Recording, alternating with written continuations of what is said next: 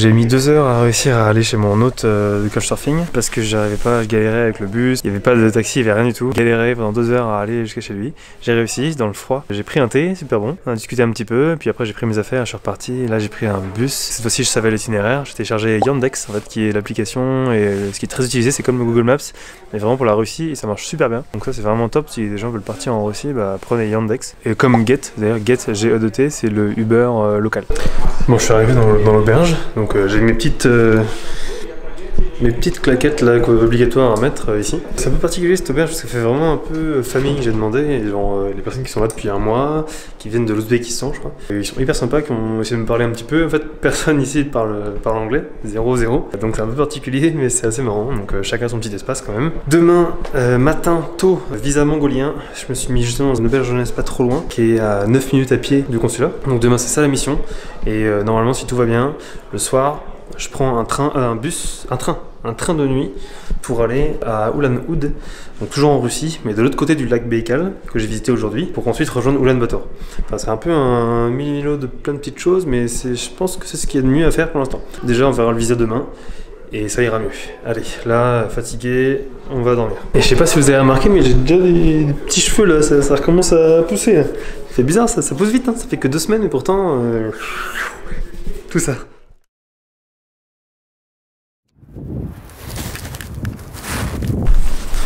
Donc là je vais faire mon visa mongolien, juste là, c'est parti.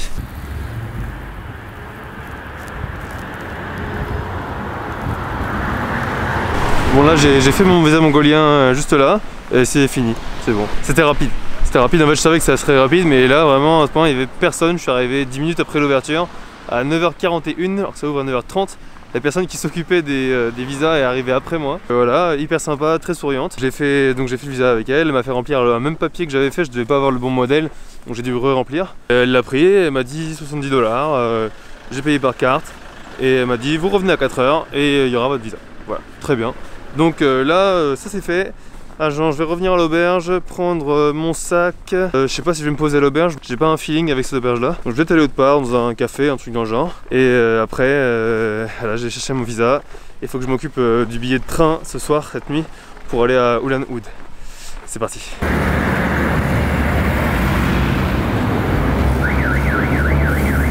Bon, et ben, je fume pas trop dehors parce qu'il fait vraiment froid. Enfin, bon, ça va encore, il fait moins 19, il y a quasiment pas de vent.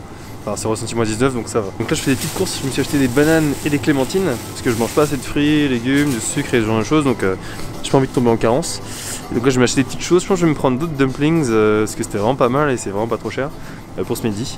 Donc je vais quand même rester un peu à l'auberge. Et donc là je vais me balader souvent dans les magasins, je prends toujours 3 heures, alors je sais pas, je vais faire un tour, regarder les vodkas. Tout ce qu'il y a là. Visiter un peu, c'est un peu la culture du pays quand même. Quand on va dans un magasin comme ça, on voit ce qu'ils mangent, on voit comment ils vivent. Donc c'est intéressant. Bon, je suis revenu des courses. Je suis parti du mauvais côté après le supermarché, donc j'ai fait un grand détour pour revenir jusqu'à l'auberge. Et maintenant je suis arrivé. Et donc j'ai pris des petites pâtisseries. Alors j'ai aucune idée de ce que c'est. Ça je crois qu'il y a de la confiture dedans. Ça je sais pas. Ça je crois qu'il y a la cannelle. Enfin ça sent un peu la cannelle. Alors ça j'ai pris ça. Je crois que c'est une sorte de mini dose de porridge à la fraise. Alors porridge c'est vraiment ce qu'ils mangent les Russes apparemment tout le temps le matin, parce que ça coûte pas grand chose, c'est chaud, ça remplit le ventre, donc c'est ce que m'ont dit plusieurs personnes.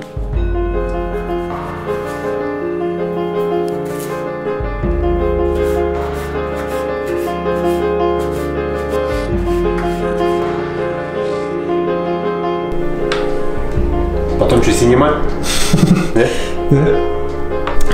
Raison de plus pourquoi les Russes sont vraiment très sympas.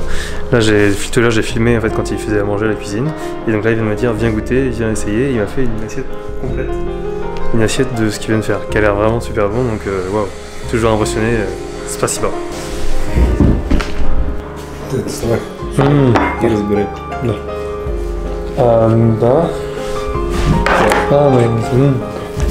Спасибо.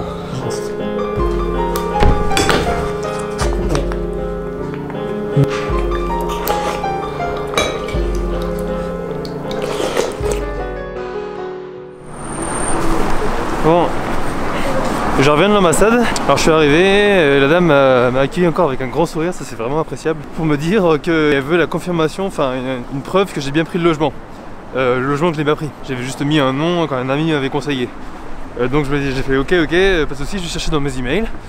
Et je m'assois à 2 secondes et là rapidement tac téléphone sur Booking pour aller faire ma réservation. Donc là je fais ma réservation rapidement mais je trouve pas l'auberge en question. Donc j'en prends une autre dont j'avais aussi entendu parler, qui était disponible. Et là du coup j'ai de la confirmation, j'ai le numéro, ils me disent ouais marquez-le là, donc je préviens que c'est pas la même, mais bon je crois qu'ils s'en fichaient vraiment. Ils m'ont juste demandé de m'écrire un numéro de confirmation à côté de l'adresse. Le mec est parti, j'ai attendu 10 minutes et il est revenu avec le visa. Donc j'ai le visa mongolien, ça c'est fait, bonne chose de faite. Donc maintenant je vais aller me prendre un petit café dans le café d'Irkoutsk, ça s'appelle Engineer Café ou Coffee, je sais pas. Apparemment c'est vraiment un super endroit où aller, où se poser. Donc là j'ai pas trop le temps de me poser parce qu'il faudrait que j'aille à la gare prendre mon train de nuit. Je vais me poser un petit peu là-bas, ça va me faire du bien, je suis un peu détendu, ça va mieux. Allez, on continue. Bon, je suis bien arrivé dans le café et effectivement on m'a pas menti, il parle anglais et très joyeux, ça fait vraiment plaisir. Et donc là il y a mon café qui arrive. Ça va. Voilà, trop sympa, ça fait vraiment plaisir d'être dans un endroit comme ça, je regrette pas. Maintenant j'ai testé mon petit café et mes petites cerises enrobées de chocolat que j'ai pris. Ouais, j'ai un peu craqué. Alors c'est vrai que le café est très bon et donc après quelques petits échanges, ils m'ont offert en fait une boisson typique d'ici. Donc je connais pas le nom, mais je sais que c'est fait à partir de différentes plantes, différentes herbes du lait qu'on trouve que au lac Baïkal. Plus du miel, plus un peu d'expresso, plus d'autres petites choses et qui font que ça c'est hyper bon. Genre très original, mais c'est vraiment une spécialité d'ici, de ce café là. Et donc c'est bon, j'ai goûté, c'est top. Voilà. Donc voilà, vraiment sympa ici et je recommande.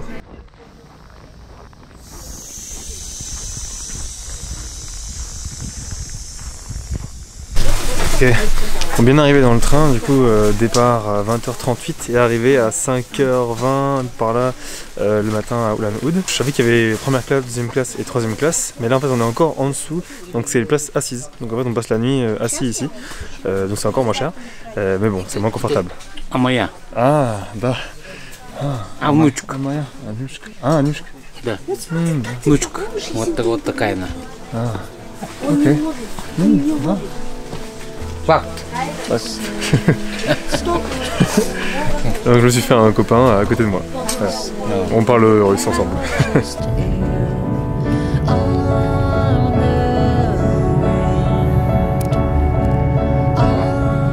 Bon, instant toilette dans le transsibérien, instant toilette dans le train pour Ulan-Ude. Donc là il est déjà 2h15, on arrive à 5h20, donc il reste encore 3 heures.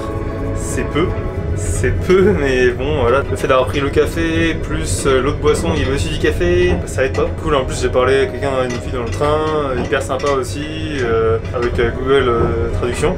Je suis un peu crevé quand même, je dis un peu n'importe quoi, mais bon voilà, donc là je vais essayer de dormir, c'est pas évident parce que je suis quand même assis, je suis à côté de quelqu'un qui parle tout le temps, tout seul, donc là ça va mieux, il s'est un peu calmé, mais bon, je vais essayer d'aller dormir, parce que là, il capote. Just say your life is blue. I just say my life is yours. You're my wind. Bon, il n'aura pas fallu longtemps. Non, c'est pas ce que je voulais dire. Bon, j'ai dormi 30 minutes dans le bus. 30 minutes dans le bus. Je suis fatigué. J'ai dormi 30 minutes dans le train. J'ai dormi à peu près 30 minutes sur un siège aussi dans la gare. Ensuite j'ai voulu aller autre part, j'étais là-haut, j'ai remarqué qu'il y avait des lits où on pouvait dormir, mais il fallait payer. Ça valait plus trop le coup, donc je me suis assis sur un fauteuil, on m'a dit que le fauteuil était aussi payant. Donc je suis parti. Je me suis reposé encore une demi-heure, 3/4 d'heure sur un siège dans la gare. Ça devait me faire genre 1h30 de sommeil en tout. Mais heureusement j'ai bien mangé hier, j'ai pas beaucoup bu. Mais je suis parti, là c'est bon, c'était le matin, le jour s'est levé, il était plus 8h30. Et là je viens de monter, j'ai fait quasiment 4 km je crois, avec mon sac qui faisait quasiment 15 kg. Il y avait genre 200 mètres de dénivelé pour arriver dans un temple où je suis arrivé. Il fait ressenti moins 30 au moins, il y a beaucoup de vent. Ma GoPro fonctionnait pas, enfin en tout cas ça allumait pas, donc je sais pas si c'est la batterie, si ça allait rester allumé à un moment et la batterie s'est vidée, ou alors si c'est le froid, c'est peut-être le froid, parce que mon iPhone tout à l'heure pour faire une vidéo il a coupé aussi. La caméra a l'air de fonctionner, donc ça c'est une bonne chose, c'est un bon point. Voilà, donc je sais pas trop, je suis un peu dans des conditions vraiment extrêmes, je crois que j'ai jamais eu un froid aussi froid, surtout avec le vent, c'est vraiment très fort. Je me suis abrité dans des petites toilettes, sympa, hein, ça paye pas de mine. Il n'a pas fallu longtemps pour que ma bouteille d'eau gèle un peu, je crois qu'elle est un peu gelée, l'eau doit être très froide, je la boirai pas du tout maintenant. Donc je vais aller visiter encore un petit peu, je vais essayer de faire des petites photos, je vais changer d'objectif. Et après on va redescendre, mais sacrée expérience. Mais je suis content de l'avoir fait à pied.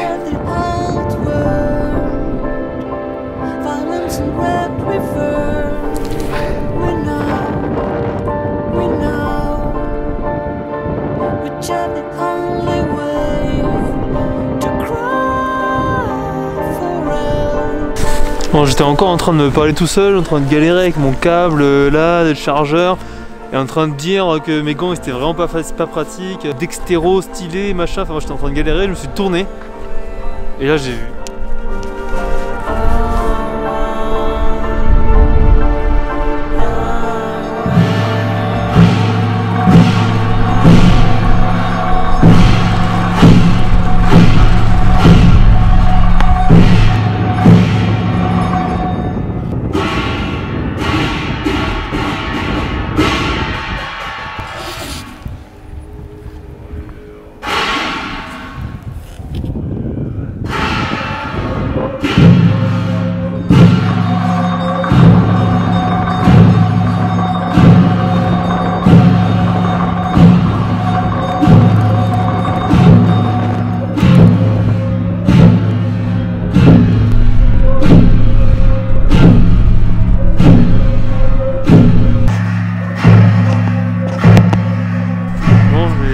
J'étais dans le temple là où il y avait donc des moines qui faisaient une sorte de rituel religieux.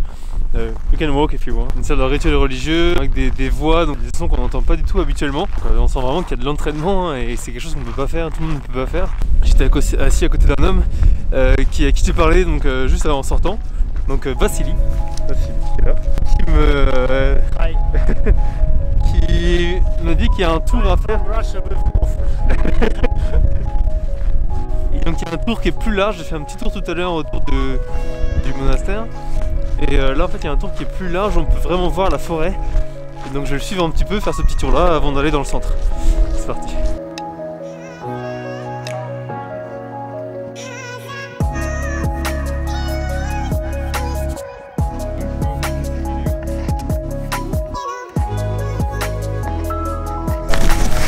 Alors là on suit un chemin avec Vassili, un chemin où on voit en fait tous les animaux qui représentent les naissances, enfin, chaque personne quand elle naît, chaque année a une signification dans le mélange chinois. Et donc chaque animal donc, correspond à quelqu'un. Et donc pour Vassili, c'est le tigre qui est donc là. Donc ça c'est son animal. Et donc moi je sais toujours pas le mien, donc on va essayer de le trouver, chercher quel est mon animal.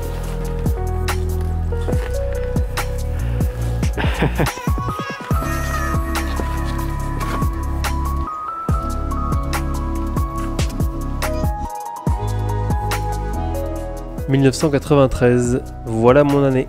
Et mon animal est donc le coq, qui représente aussi la France. »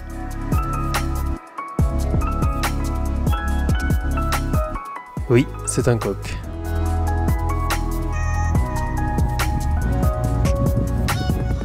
On est toujours avec Vassili et donc maintenant on va goûter des petites spécialités d'ici, donc c'est mongolien je crois, c'est Boza, donc avec une petite salade. Et en fait aujourd'hui c'est son anniversaire, donc 1, 2, 3. Oh, everything. Okay, sure. And happy birthday. Oh, it's hot. Hey. Crazy Russian. Bon, j'avoue, je me suis fait une petite folie là. Je viens de m'acheter au supermarché des petites barres là, au chocolat et au cacao. Je sais pas pourquoi, mais j'avais envie et puis c'est 32 centimes les deux, donc bon. Ouais.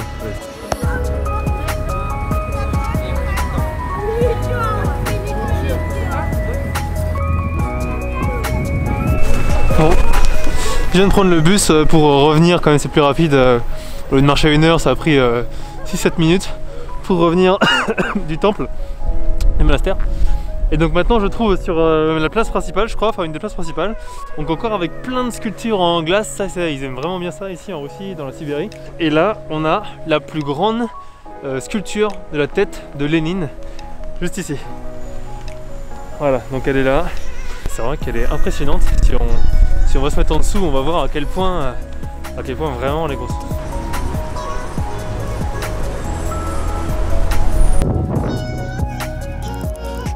Ah, il fait ressenti moins 32 aussi. Donc record battu. Mon record c'était ressenti moins 30 à Akron quand je vivais aux États-Unis 2014-2015. Donc là c'est bon, j'ai enfin, tant que j'atteignais pas les moins 30, je me disais je peux faire mieux, enfin j'ai pas encore été à mon max. Et donc là, nouveau record établi, ressenti moins 32.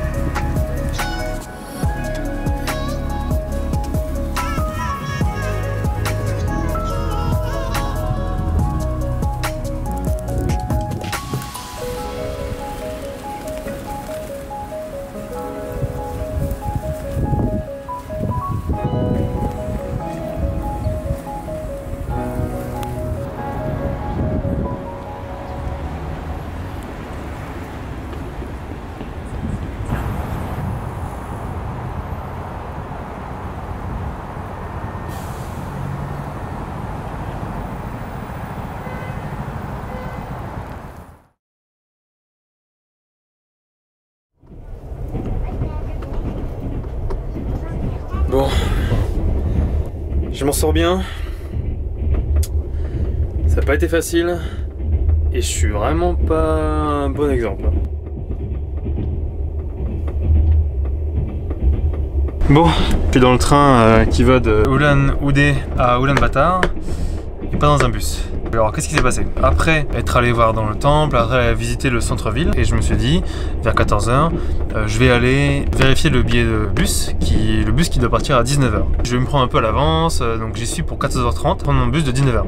Et là j'arrive, et là ils me disent, pas de bus à 19 h, que demain matin à 7 h.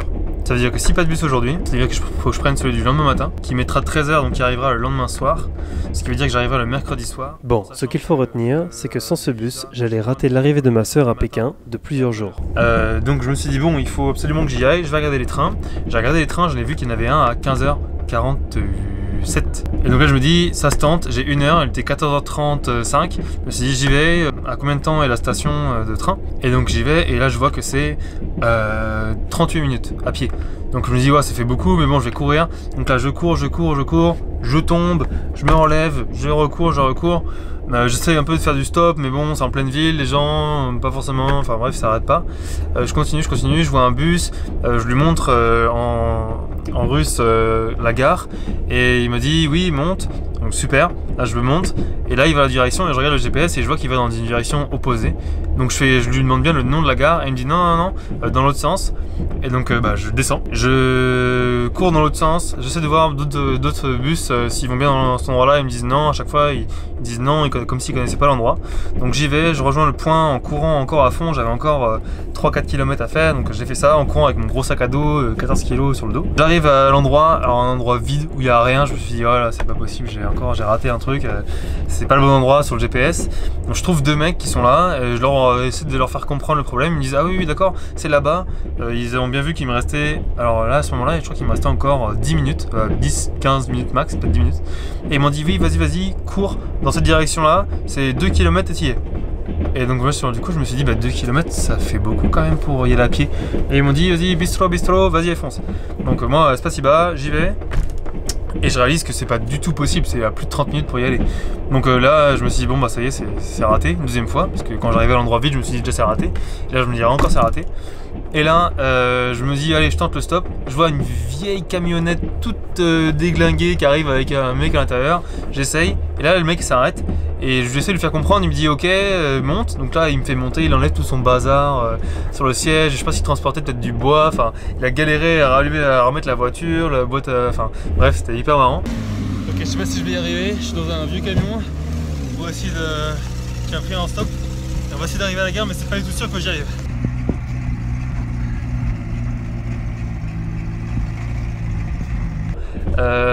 Et donc là on a continué, il m'a déposé pas à la gare mais avant, parce que je sais pas pourquoi, je pense qu'il devait faire demi-tour.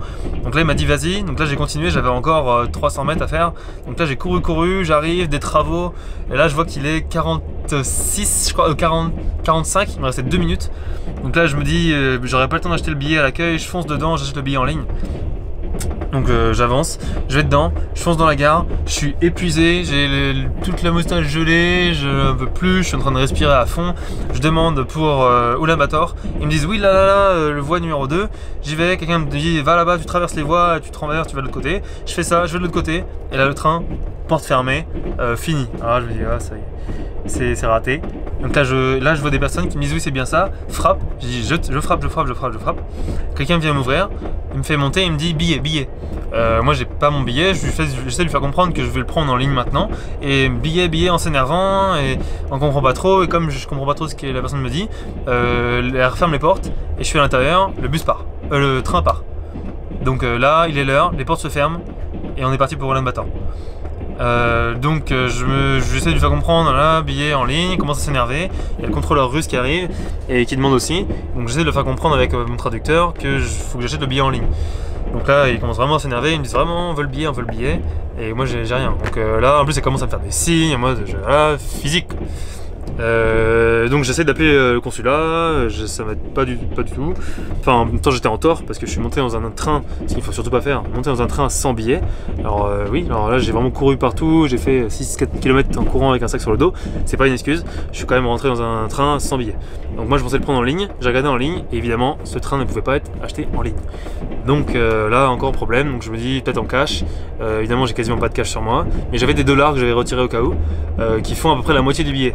Et heureusement j'ai rencontré des Mongoliens qui sont là, qui ont vu ce qui s'est passé, des jeunes Mongoliens Mongols, j'ai rencontré des Mongols qui étaient là et qui m'ont vraiment aidé, des jeunes Mongols super sympas qui ont communiqué aussi, et donc avec eux on a pu discuter, et là ils ont aidé à régler le souci. En fait j'ai pu payer la moitié du voyage avec tout ce que j'avais, les dollars, et donc à la deuxième moitié quand on arrivera en Mongolie, là je pourrais peut-être normalement aller retirer pour payer ma seconde partie.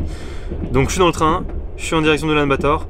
Normalement, pas de soucis jusque là, normalement ça devrait aller. J'étais avec eux, ils m'ont offert une bière, on a parlé, on a discuté avec les jeunes. Je pense que l'autre personne qui m'a accueilli a toujours un peu une dent contre moi. Mais bon, j'y suis. Donc normalement, arrivé demain matin à 6h50 à Ulaanbaatar, et ensuite il faut que j'aille directement au consulat chinois pour faire mon visa chinois, en espérant que ça marche, et en espérant que je puisse l'avoir pour vendredi, pour pouvoir, ou pour le plus tôt possible, pour pouvoir prendre le train pour Beijing. Voilà, c'est le plan pour la suite. C'était vraiment une sacrée aventure, c'était vraiment un film là, le nombre de fois où je me suis dit c'est mort, et après finalement peut-être que c'est bon, c'est remort, c'est peut-être bon, et là je suis dans le train, ça s'est joué à la seconde, littéralement à la seconde, et quelle aventure, quelle aventure. On n'entend pas grand chose sur ces enregistrements faits à la GoPro, alors je vous explique rapidement ce que je suis en train d'expliquer. La sortie administrative de la Russie s'est bien passée, donc tout devrait bien se dérouler pour mon arrivée en Mongolie. La femme du train avec qui j'ai eu quelques soucis de billets m'a donné mes draps pour la nuit, en ouvrant la porte juste de la largeur des draps. Alors là je suis en train de dire à quel point les Mongols étaient encore une fois très sympas. J'ai parlé avec une famille qui est venue discuter un petit peu dans mon wagon et qui m'a proposé de partager le taxi à l'arrivée de Ulaanbaatar, et l'homme est revenu pour me dire que je n'avais pas besoin de retirer pour payer la deuxième moitié du billet, il m'avancerait l'argent et je le rembourserais en arrivant. Je pense que si elle avait pu mettre la gale dans ces draps là, elle l'aurait fait. Et d'ailleurs je crois qu'elle m'a laissé un petit mot, j'ai trouvé entre les draps, et donc ça dit cher Anis, c'est un plaisir de voyager avec toi, vraiment je suis contente d'être ton hôte. C'est juste dommage pour le billet et dommage que tu aies eu autant de stress, mais au final tout s'est arrangé, donc tout va bien, je suis heureuse pour toi. Enfin c'est ce que j'ai compris en tout cas du message en mongol, mais je suis quasiment sûr que c'est ça. Voilà. Alors petite précision, les Mongoliens, ce sont les personnes qui sont atteintes d'une anomalie chromosomique, la trisomie 21, donc ils ont un retard mental. Et les Mongols sont les habitants de la Mongolie. Alors pourquoi est-ce que je fais toujours l'erreur? Alors c'est très simple, c'est parce qu'en fait je parle toujours anglais lorsque je voyage, à part lorsque je fais mes vidéos, et en anglais, les Mongols, ça se dit Mongolians. Donc chemin rapide, c'est de faire mongolien en français, ce qui est une erreur. Mais vous avez vu, à la fin, je me suis repris et normalement, je fais plus l'erreur à partir de ce moment-là. Voilà, donc on se retrouve pour la prochaine vidéo. Peace!